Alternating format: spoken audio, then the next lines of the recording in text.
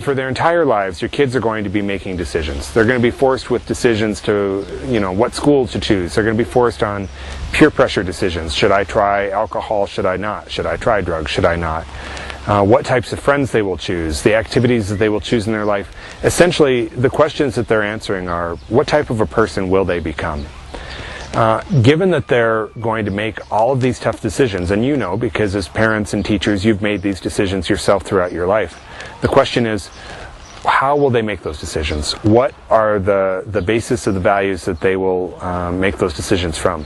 Our kids' view of the world matters. The way that they see the world is framed on what their life experience has been. And this is, again, what some people call character. It's the set of values that they apply against any decision. There's a lot of terms for this. Sometimes it's called their paradigm. I want to just show you a little statistic, give you some perspective on how much influence you're having. And these numbers are a little frightening. The average family, parents and kids, spend about 6 hours a week together. Now, that's not quality time. That's just 6 hours total time that they're spending together. Some estimates have quality time, quality meaningful conversation time, as low as 3.5 minutes per week. Whereas religious services, about an hour per week. Time that they spend in school, about 23 hours per week. Time that they spend watching television, about 30 hours per week. And time that they're exposed to media in general. And this is movies, this is music, this is video games, computer time, about 75 hours per week. So what does all this mean?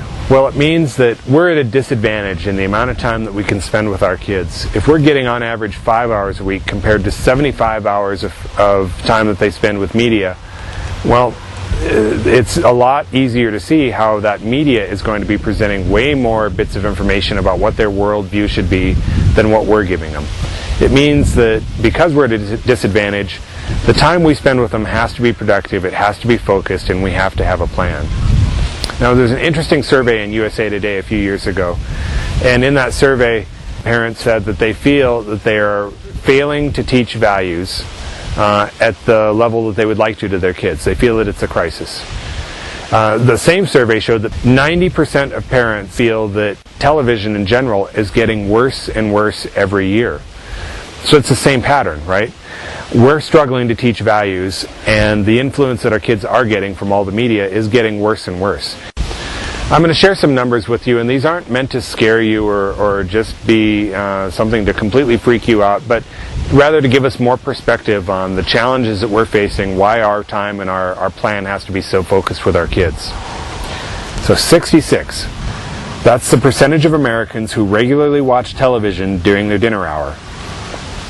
3.5, that's the number of minutes that parents spend on average in meaningful conversations with their kids each week. 3.5 minutes per week. 1,500, however, is the number of hours that they will spend watching television. 8,000.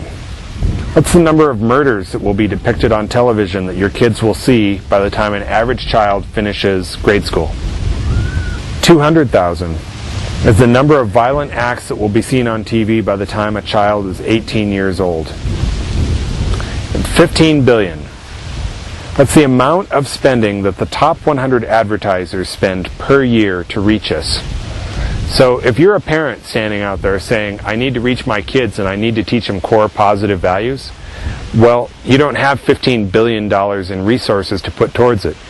You don't have the number of hours that your children will spend in front of the television. So what do we have? Well, your words and your actions, mostly the behavior that you model, are critically important to your kids. You have to set a good example, in other words. And also, it's important that you have a plan.